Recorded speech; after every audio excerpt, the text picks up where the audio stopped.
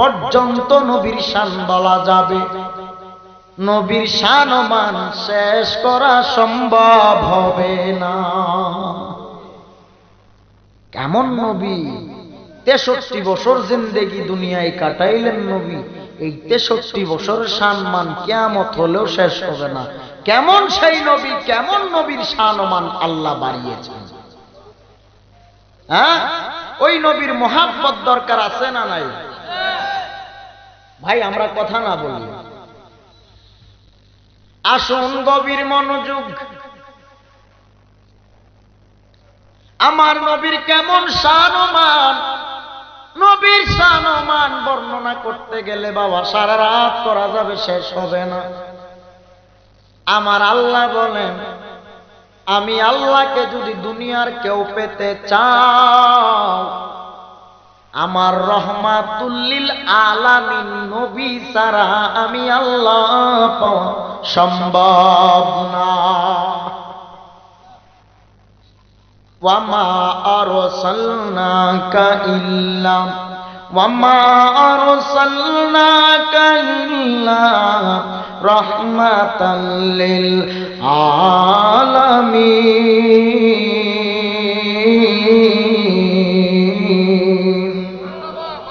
আমার আল্লাহ রাব্বুল আলামিন বলেন, আমি আল্লাহ হলাম গোটা জগতের রব, আর আমার বন্ধু নবীকে আমি আল্লাহ বানাইলাম গোটা জগতের রহমত। আমার আল্লাহ সূরা ফাতিহার মধ্যে বলেন, আলহামদুলিল্লাহি রাব্বিল আলামিন। আমি আল্লাহ গোটা জগতের কি?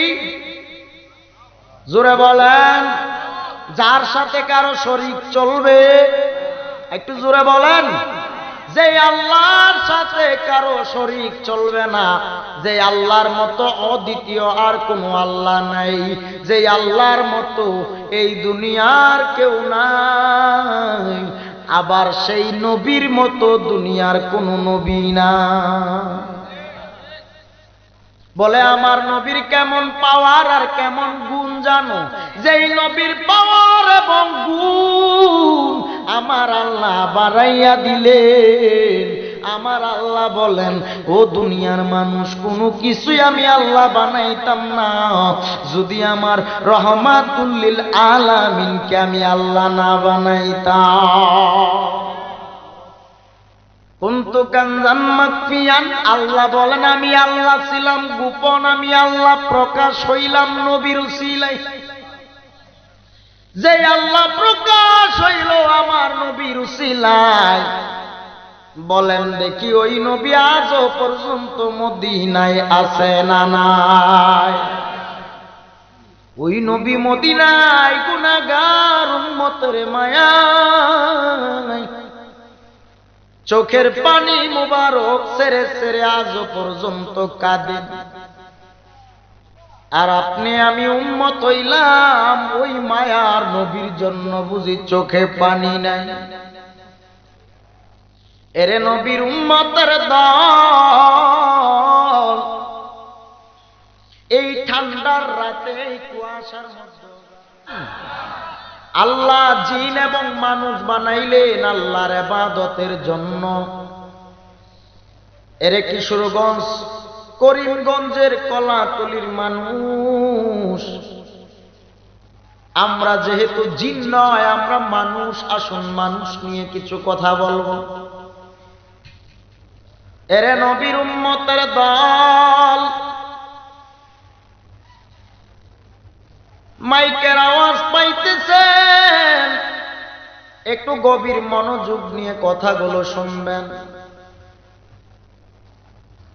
আমার আল্লাহ মানুষ বানাইলেন, মানুষের যা কিছু প্রয়োজন আমার আল্লাহ দিলেন। বলে মানুষের কি প্রয়োজন? আমার আল্লাহ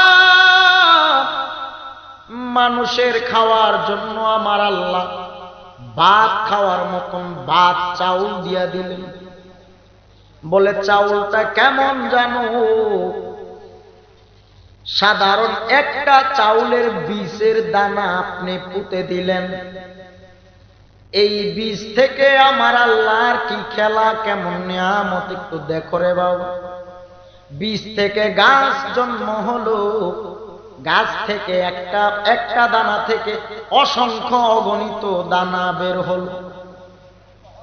কেমন চাউলের দানা যদি আমার আল্লাহর হিসাব যদি তুমি মিলাইতে চাও, সাধারণ একটা দানা তুমি চাউলের বীজের দানার হিসাব একটু মিলাইয়া দেখো। একটা দানা থেকে আমার আল্লাহ গাছ তৈরি করলেন, গাছ হইল, গাছের মধ্যে হাজার হাজার দানা হলো। এই দানাটা আমরা ভাঙ্গাইয়া মেশিন দিয়া সেই দানাটারে আমরা চাউল বানাইয়া খাই। আল্লাহর কি নিয়ামত! চাউলের বাচ্চারা বাঙালির পেটের খিদা নিবারণ হয় না। কথা ঠিক? শুধু বাবা এখানে সমাপ্তি না, আম গাছে আম ধরেনি, জুড়ে বলেন। আমরা যারা আম খাই, আম খাওয়ার পরে বাবা আটি কিন্তু খাওয়া সম্ভব, জোরে বলেন। আটি খাওয়া সম্ভব না। এই বসো বসো, আমের আটি খাওয়া সম্ভব না। আম খাওয়ার পরে আটি আমরা রাস্তার কোনায় কানায় ফালাইয়া রাখি, ঠিক কিনা বলেন? সেই আটির ভিতর থেকে, আটির ভিতরে আবার দু চারটা একটা ভিতরে একটা সুন্দর একটা জিনিস মুলাম, এটার ভিতর থেকে একটা গাছ, বীজের মাধ্যমে গাছ তৈরি হয়, ঠিক কিনা? সেই গাছটা ধীরে ধীরে ধীরে ধীরে বড় হয়। 1-2 বছর চলে যাওয়ার পর সেই একটা আটির দানা থেকে আমার আল্লাহ গাছ বানাইলেন, গাছে আবার আম দিলেন, একটা নয় হাজারটা। এই এক গাছের আম আপনি খাইয়া আরো বিক্রিও করতে পারেন। বলেন এটা দিয়েছেন কে? এই যে আল্লাহর কত বড় নিয়ামত! ও মানুষ, তুমি যদি আল্লাহর কাছে বলো, আল্লাহ এই যে আম দিলা, এই আম তুমি খাও নাকি? আল্লাহ বলেন না। ও আল্লাহ, তুমি দানের বীজ থেকে হাজার হাজার দান দিলা, আমরা এই দান আজকে আল্লাহ এই দান থেকে আমরা ভাত খাই, এই ভাত কি তুমি খাওনি? আল্লাহ বলেন না। ও আল্লাহ, ডাব গাছে ডাব দিলা, শুধু এখানেই তুমি সমাপ্তি করো নাই গো আল্লাহ। যেই ডাব গাছে ডাব দিছো, সেই ডাব তুমি খাও নাকি? আল্লাহ বলেন না। আল্লাহ কেমন নিয়ামত! আমার আল্লাহ ডাবের ভিতরে একটা পানি ফিট করে দিলেন। কেমন পানি জানো? যেই পানি খাওয়া মাত্র তোমার সারা দিনের ক্লান্তি দূর হয়ে যায়। বলেন তো দেখি, এই নিয়ামত কার? আল্লাহ বলেন, ও মানুষ, আমি আল্লাহর দেওয়া আগুন, পানি, হাওয়া, বাতাস, আম গাছ, জাম গাছ, কাঁঠাল গাছ, যত ধরনের গাছ আছে ডাব সহ সব কিছু দিলাম আমি আল্লাহ তোমাকে খাওয়ার জন্য। আমি আল্লাহ খাই না। আর আমি আল্লাহ সূর্য বানাইলাম, আমি আল্লাহর কোনো সূর্যের প্রয়োজন হয় না, চন্দ্রের প্রয়োজন হয় না।